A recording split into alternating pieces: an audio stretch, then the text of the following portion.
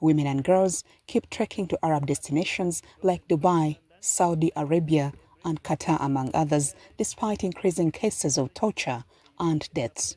The latest gravely sad case is the death of one Monica Karunji, a resident of Kahunji village, Chempara parish in Isinjiro district, also the last born to 14 children born to Mabel Kasarikazi.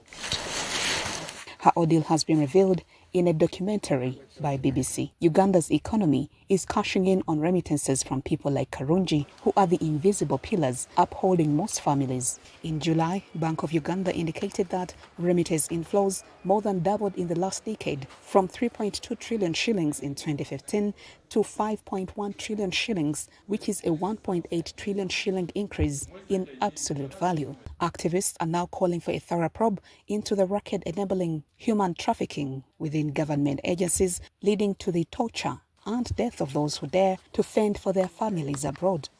It goes beyond. We've repatriated people, prostitutes from Malaysia, from India, but Ugandans, and you may never know. We've been trying to find out how they end up in such destinations. But the documentary of BBC now unveils exactly what happens. So this is a crime which is happening, and it happens every day. The traffickers have invaded. It's very embarrassing that they have invaded. They've taken up the institutions, all the institutions that we see. Pundits say labor exploitation is mainly due to loopholes in current legislation. Enact laws that really suit the situation. The situation at hand is not about crossing boundaries or chasing the traffickers. Even the traffickers are unemployed. Do you think the man who trafficked these girls was having a job? Because that is his job. He thought he could earn from such kind of exercise.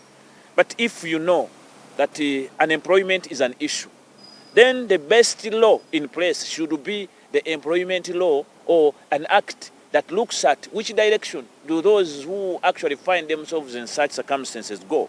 Maria Mwiza, a co-founder of Overseas Workers Voice Uganda, a non-government organization, says they attend to between 5 to 20 cases daily. She has cited some red flags to look out for, even when acquiring the service from a registered company. These people, most cases, they don't have addresses, they don't have offices.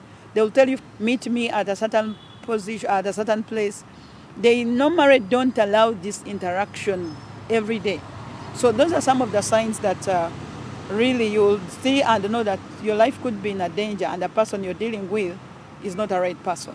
These people will first of all promise you heaven and earth. Number two, they will tell you that the entire process is completely free, to an extent that those who do not have passports, these passports are worked on by those culprits. In Uganda, the Prevention of Trafficking in Persons Act 2009 sets penalties for human trafficking, including a 15-year prison sentence for adult trafficking victims and potential life imprisonment for aggravated trafficking or cases involving child victims. Penalties can also include imprisonment for life for grievous bodily harm to the victim, or a 10-year sentence for causing injury. Uganda has ratified and domesticated conventions against human trafficking. Pundits say these have to be fast-tracked if the highly connected perpetrators are to be brought to book. Juliet Naloga, NTV.